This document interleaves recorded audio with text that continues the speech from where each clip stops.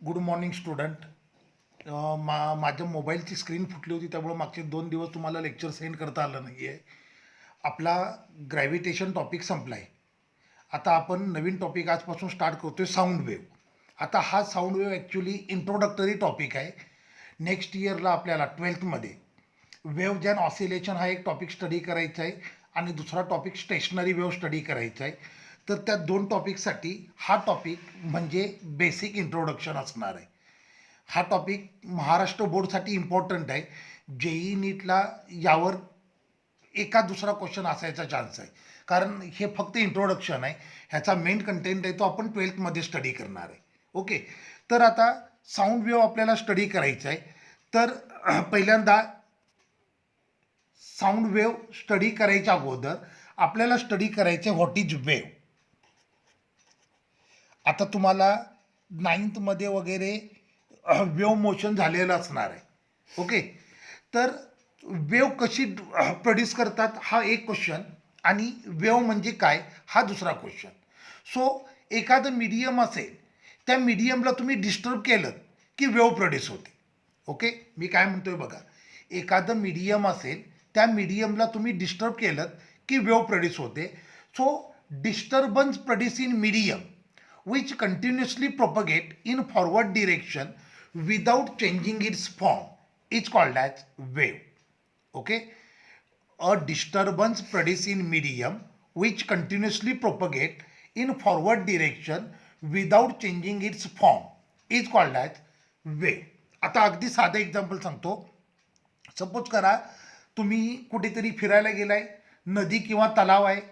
तलावामधलं पाणी अगदी स्थिर आहे, अगदी स्टेडी आहे. त्याच्यामध्ये तुम्ही स्टोन ड्रॉप केलात की वॉटर सरफेस डिस्टर्ब होईल, आणि हा डिस्टर्बन्स असेल हा प्रोड्यूस झाल्यानंतर in a form of concentric circles forward डिरेक्शनला ट्रॅव्हल करेल, लाईक दॅट. हा डिस्टर्बन्स प्रोड्यूस झाल्यानंतर in a form of concentric circle forward डिरेक्शनला ट्रॅव्हल करेल. That is nothing but wave. आता ज्या वेळेला वेव्ह प्रोड्यूस होते त्यावेळेला मीडियमचे पार्टिकल असतात, ते स्वतःच्या मीन पोझिशन भोवती ऑसिलेट होतात, व्हायब्रेट होतात. त्यामुळं वेव्हला डिफाईन करतात अँड ऑसिलेटरी डिस्टर्बन्स. ऑसिलेटरी याचा अर्थ लक्षात आला. ज्या वेळेला वेव्ह प्रोड्यूस होते त्यावेळेला मीडियमचे पार्टिकल असतात, they R vibrating, they are oscillating about there mean position. म्हणून ह्या डिस्टर्बन्सला आपण कोणता डिस्टर्बन्स म्हणतो? Oscillatory disturbance. So oscillatory disturbance produce in medium which propagate in forward direction without changing its form is called as wave. आता 9th मध्ये किंवा 10th मध्ये तुम्ही वेव्ह मोशन स्टडी केलं असेल. वेव्हच्या दोन टाईप असतात, ट्रान्सवर्स वेव्ह आणि लॉन्जिट्युडिनल वेव्ह. ट्रान्सवर्स वेव्ह असेल तर त्याच्यामध्ये क्रस्ट आणि ट्रप असतात. तर लॉन्जिट्युडिनल वेव्ह असते त्याच्यामध्ये असतात कॉम्प्रेशन अँड रेररफॅक्शन. मग आता वेव्ह मोशन होताना सपोज करा t=0 सेकंडला क्रस्ट आणि ट्रप प्रोड्यूस झाले असतील, तर कंटिन्युअसली ही वेव्ह जोपर्यंत प्रोपगेट होते तोपर्यंत हा फॉर्म सेमच राहणार आहे. म्हणजे जर क्रस्ट आणि ट्रप असतील तर वेव्हच्या एंडपर्यंत क्रस्ट आणि ट्रपच राहणार आहेत. किंवा वेव्हच्या स्टार्टिंग पॉईंटला जर कॉम्प्रेशन रेररफॅक्शन प्रोड्यूस झाले तर एंडपर्यंत कॉम्प्रेशन रेररफॅक्शनच असणार आहेत. So oscillatory disturbance produce in medium which propagate continuously in forward direction without changing its form is called as wave. Without changing its form याचं मिनिंग लक्षात आलं. जर त्या डिस्टर्बन्समध्ये क्रस्ट आणि ट्रप असतील तर एंडपर्यंत क्रस्ट आणि ट्रपच राहतील. जर त्या डिस्टर्बन्समध्ये कॉम्प्रेशन आणि रेररफॅक्शन असेल तर एंडपर्यंत कॉम्प्रेशन आणि रेररफॅक्शनच राहील. ओके, तर याला म्हणायचं वेव्ह. ज्या वेळेला वेव्ह प्रोड्यूस होते त्यावेळेला मीडियम पार्टिकल असतात, they are oscillating about there mean position. म्हणून या डिस्टर्बन्सला आपण म्हणतो ऑसिलेटरी डिस्टर्बन्स. सो आपली फायनल डेफिनेशन आली वेव्हची. And oscillatory disturbance produce in medium which continuously propagate in forward direction without changing its form is called as wave. Okay, sound ही एक वेव्ह आहे. लाईट ही पण वेव्ह असते, किंवा थर्मल एनर्जी हीट ही देखील वेव्ह असते. तर ह्या सगळ्या वेव्ह झाल्या. सो वेव्हची डेफिनेशन आता इथून पुढे लक्षात ठेवायची. Oscillatory disturbance produce in a medium which propagate in forward direction without changing its form. आता ज्या वेळेला वेव्ह प्रोपगेट होते त्यावेळेला पार्टिकलचं मायग्रेशन होत नाही. मीडियम पार्टिकल असतात ते मायग्रेट होत नाहीत. तर during wave motion there is transfer of only energy and momentum. Wave ज्या वेळेला प्रोड्यूस होते किंवा वेव्ह ज्या वेळेला मीडियममधून ट्रॅव्हल होते, ट्रॅव्हल होणं याला फिजिक्समध्ये वर्ड यूज करतात प्रोपगेट होणं. एखादी वेव्ह ज्या वेळेला प्रोपगेट होते, मीडियममधून प्रोपगेट होते from one point to another point, त्यावेळेला मीडियम पार्टिकलचं मायग्रेशन होत नाही. मीडियम पार्टिकल असतात ते त्यांच्या पोझिशनला फिक्स असतात. ओके, मीडियम पार्टिकल मायग्रेट होत नाही. तर वेव्ह मोशनमध्ये काय होतं, एनर्जी ट्रान्सफर होते from one point to another point. एनर्जीसोबत अजून एक फॅक्टर ट्रान्सफर होतो, तो म्हणजे momentum. So during wave motion there is transfer of energy and momentum through the medium. हा एक इम्पॉर्टंट नीट जेईवाला question. During wave motion there is no migration of medium particle. During wave motion there is migration of only energy and momentum from one point to another point. तर आता इथून पुढे लक्षात ठेवायचं, ज्या वेळेला वेव्ह प्रोपगेट होते त्यावेळेला एनर्जी ट्रान्सफर होते आणि हे एनर्जीचं ट्रान्सफर होणं म्हणजेच वेव्हचं प्रोपगेशन होणं, वेव्ह ट्रॅव्हल करणं. सो वेव्ह ज्या वेळेला ट्रॅव्हल करते त्यावेळेला एनर्जी आणि मोमेंटम मीडियममधून ट्रान्सफर होतात from one point to another point. पण मीडियम पार्टिकल असतात ते मात्र मायग्रेट होत नाही. मग आता वेव्ह मीडियममधून प्रोपगेट कशी होते बघा.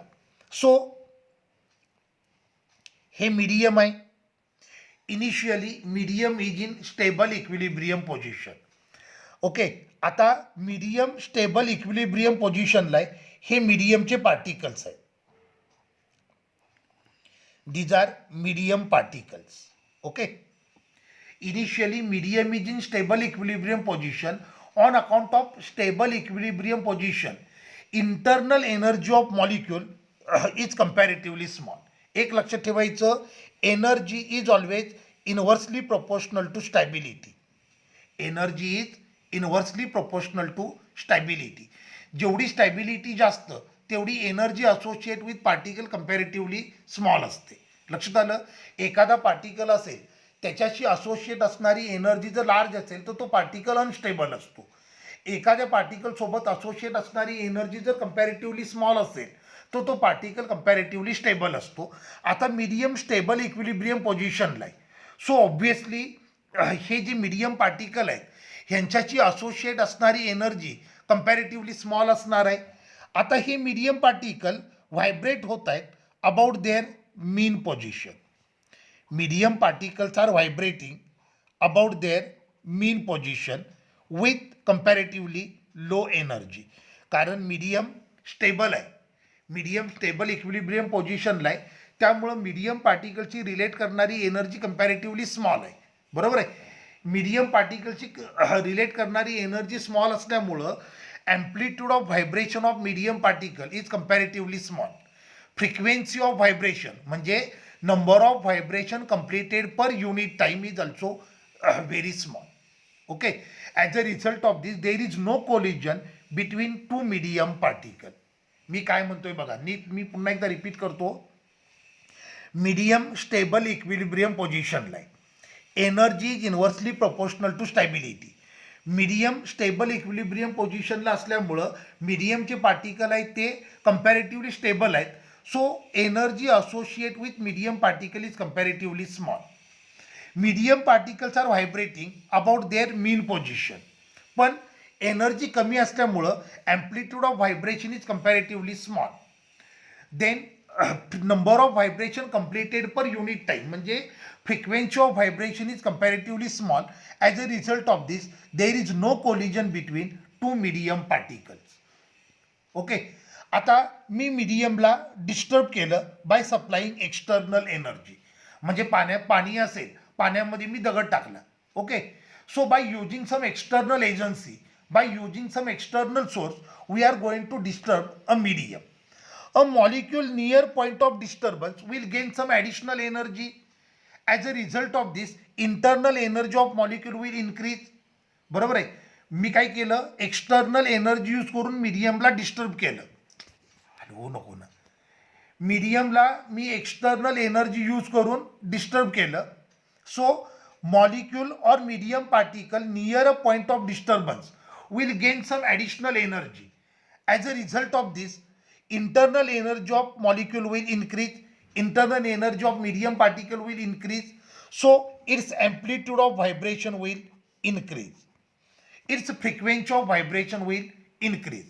This unstable molecule now collide with its neighboring molecule.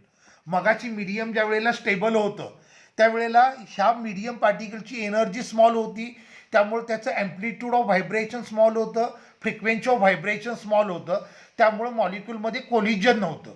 आता मीडियमला तुम्ही डिस्टर्ब केल्यामुळं काय झालं, a particle near a point of disturbance will gain some additional energy. Due to additional energy its amplitude of vibration will increase, its frequency of vibration will increase. This unstable molecule will collide with its neighboring molecule. Collision is perfectly elastic collision. आता यावरच्या आपल्याला पुढच्या टॉपिकमध्ये collision पण study करायचं आहे. तर मॉलिक्यूलमधले हे collision आहे जे परफेक्टली इलॅस्टिक कोलिजन आहे, in which all additional energy gain by first molecule will transfer to second molecule. Okay, collision perfectly elastic आहे. सो पहिल्या मॉलिक्यूलनं गेन केलेली सगळी ॲडिशनल एनर्जी कुठे ट्रान्सफर झाली, to the second molecule. Okay, आता second मॉलिक्यूलची एनर्जी इन्क्रीज झाली, हा अनस्टेबल झाला, ह्याचं ॲम्प्लिट्यूड ऑफ व्हायब्रेशन इन्क्रीज झालं, याची फ्रिक्वेन्सी ऑफ व्हायब्रेशन इन्क्रीज झाली, हा मॉलिक्यूल त्याच्या नेबरिंग मॉलिक्यूलला कोलाईड झाला. कोलिजन परफेक्टली इलॅस्टिक आहे. So all additional energy gain by second molecule will transfer to third molecule. Third मॉलिक्यूलची इंटरनल एनर्जी इन्क्रीज झाली, तो अनस्टेबल झाला, त्याचं ॲम्प्लिट्यूड ऑफ व्हायब्रेशन इन्क्रीज झालं, त्याची फ्रिक्वेन्सी ऑफ व्हायब्रेशन इन्क्रीज झाली. आता हा मॉलिक्यूल त्याच्या नेबरिंग मॉलिक्यूलला कोलाईड झाला. कोलिजन परफेक्टली इलॅस्टिक आहे. So all additional energy gain by third molecule will transfer to fourth molecule. Same process will going on repeating, and without actual migration of medium particle, there is transfer of energy from one point to another point due to molecular collision. मी मगाशी एक sentence सांगितलं की ज्या वेळेला wave propagate होते त्यावेळेला मीडियमचे particle migrate होत नाहीत. ओके, पण ते काय होतात, एकमेकाला कोलाईड होतात. कोलिजनमुळं एका पॉईंटपासून सेकंड पॉईंटपर्यंत एनर्जी काय होते, ट्रान्सफर होते. आणि transfer of energy from one point to another point, that is nothing but wave motion. लक्षात आलं मी काय काय म्हटलं, लक्षात आलं.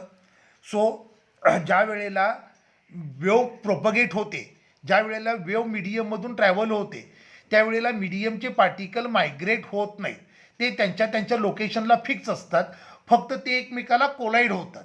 कोलिजन परफेक्टली इलॅस्टिक कोलिजन असतं, त्यामुळं एका मॉलिक्यूलनं गेन केलेली ॲडिशनल एनर्जी सेकंड मॉलिक्यूलला ट्रान्सफर होते.